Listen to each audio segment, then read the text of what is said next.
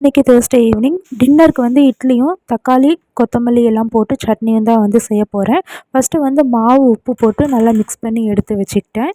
இன்றைக்கி தேவையான வெங்காயம் தக்காளி எல்லாமே கட் பண்ணி ரெடி பண்ணி எடுத்து வச்சாச்சு.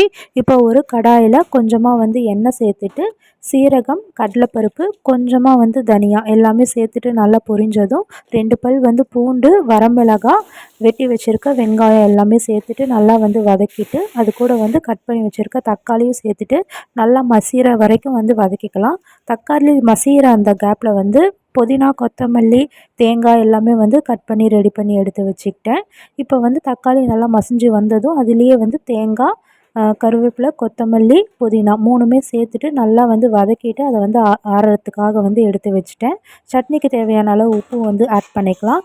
சட்னி ஆறுற அந்த கேப்பில் வந்து இட்லியும் வந்து ஊற்றி எடுத்து வச்சிடலாம் அப்படின்னு சொல்லிட்டு அதுதான் வந்து ரெடி பண்ணிகிட்ருக்கேன். பிளேட்டில் வந்து ஆயில் நல்லா அப்ளை பண்ணிவிட்டு எல்லா தட்டுலேயுமே வந்து மாவு ஊற்றி இட்லி வந்து வேகிறதுக்காக வந்து எடுத்து வச்சாச்சு. பாப்பா கீழே விளையாடிட்டு வந்திருந்தா அதுக்குள்ளே வந்து சட்னி நல்லா ஆறுனதும் அதையும் வந்து மிக்ஸி ஜாரில் போட்டு நல்லா வந்து அரைச்சி எடுத்து வச்சுக்கிட்டேன். இட்லியும் ஒரு சைடு வந்து நல்லா வெந்து வந்துருச்சு. அதை வந்து வேறு ஹாட் பாக்ஸில் வந்து மாற்றி எடுத்து வச்சுக்கிட்டேன். பாப்பாவுக்கு வந்து இந்த இட்லியும் இந்த காம்பினேஷன் சட்னியும் வந்து அவளுக்கு வந்து ரொம்ப பிடிக்கும். அவளுக்கும் வந்து போட்டு நல்லா சாப்பிட வச்சுட்டு அதுக்கப்புறம் நானும் வந்து டின்னர் சாப்பிட்டுட்டேன்.